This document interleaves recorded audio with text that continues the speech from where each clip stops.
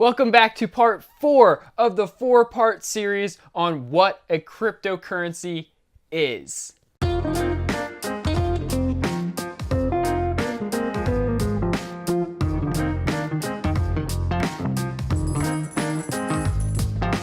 Today we're going to be covering how new tokens are created on a network and how many there are. I'm sure you're wondering where these tokens come from and if they're going to keep appearing out of thin air forever. If you've talked to anyone about crypto and asked this question, I'm sure they sold you on some sort of wizardry or complex algorithm. However, this is not the case. The truth is, the maximum number of tokens is set at inception. It is hard-coded into the protocol and cannot be changed. Now I know what you're thinking. How can that be if people are constantly mining new Bitcoin? Let me start off by saying that there are different ways to disperse tokens. The first method would be through mining, slowly rewarding miners with new tokens for confirming transactions. Although these new tokens have never been in circulation before, there isn't an infinite number. Bitcoin is an example of this. For every block that is solved, a BTC reward is given to the person who solves it. However, once all the BTC is dispersed,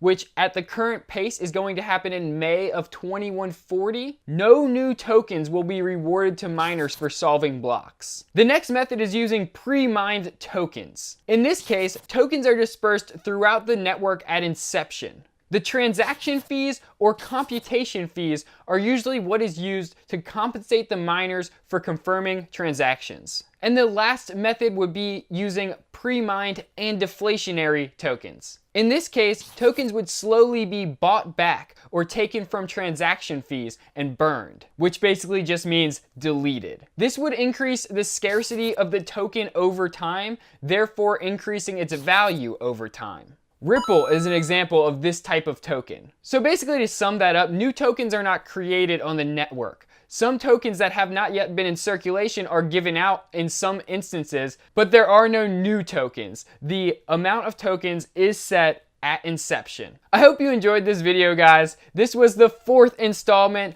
of this 4-part series, but luckily there's a bonus episode coming tomorrow where we're going to talk about what you can actually do with your cryptocurrency once you get it. So make sure you subscribe to the channel, give this video a thumbs up if you learned something, if you enjoyed it, rewatch the video if you need to. I know it's really complicated. Go back and watch the whole 4-part series again. Trust me, if you watch it all in a sequence, you won't regret it.